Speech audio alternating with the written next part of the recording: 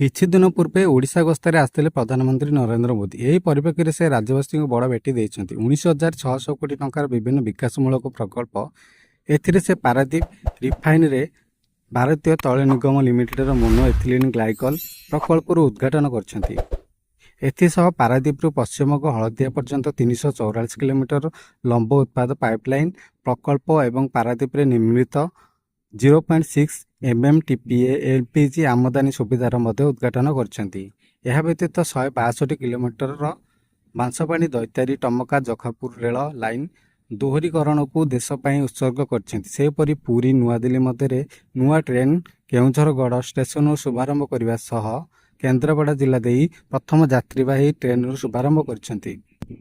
ତେବେ ଏହି ସମୟରେ ସେ ରାଜ୍ୟବାସୀଙ୍କୁ ଆଉ ଏକ ବଡ଼ ଖୁସି ଖବର ଦେଇଛନ୍ତି। ଏଣିକି ଓଡ଼ିଶାରେ ପ୍ରତି ଘରେ ମାଗଣା ବିଜୁଳି ମିଳିବ ବୋଲି ପ୍ରଧାନମନ୍ତ୍ରୀ ନିଜେ ଘୋଷଣା କରି କହିଛନ୍ତି। ଏଥିପାଇଁ PM ସୂର୍ଯ୍ୟ ଘର ମାଗଣା ବିଜୁଳି ଯୋଜନା କରାଯାଇଛି। ପ୍ରତ୍ୟେକ ଲୋକଙ୍କୁ ଏଥିରେ 300 ୟୁନିଟ୍ ବିଜୁଳି ମିଳିବ। ଏଥିପାଇଁ ଘରେ ସୋଲାର ପ୍ୟାନେଲରେ ଲଗାଇବାକୁ ହେବ। ତେବେ ଏଥିରେ ଅଧିକ ବିଜୁଳି ଉତ୍ପାଦନ ହେଲେ ଆପଣ ସରକାରଙ୍କୁ ବିଜୁଳି ବିକ୍ରି କରିପାରିବେ ବୋଲି ପ୍ରଧାନମନ୍ତ୍ରୀ କହିଛନ୍ତି। PM ସୂର୍ଯ୍ୟ ଘର ଯୋଜନା କେନ୍ଦ୍ର କ୍ୟାବିନେଟରେ 75,021 କୋଟି ଟଙ୍କା ବ୍ୟୟରେ 1 କୋଟି ଘରେ ଛାତ ଉପରେ ସୌରଶକ୍ତି ପ୍ୟାନେଲ ସ୍ଥାପିତ କରିବା ପାଇଁ PM ସୂର୍ଯ୍ୟ ଘର ଯୋଜନାକୁ ମଞ୍ଜୁରୀ କରାଯାଇଛି। ଏହି ଯୋଜନା ଜରିଆରେ 1 କୋଟି ଘରକୁ 300 ୟୁନିଟ୍ ପର୍ଯ୍ୟନ୍ତ ମାଗଣା ବିଜୁଳି ମିଳିବା ସହିତ ବାର୍ଷିକ 15,000 ଟଙ୍କା ପର୍ଯ୍ୟନ୍ତ ସଞ୍ଚୟ ହେବ। 13 ଫେବୃଆରୀ ପ୍ରଧାନମନ୍ତ୍ରୀ ମୋଦି ଏହି ଯୋଜନା ଲଞ୍ଚ କରିଥିଲେ।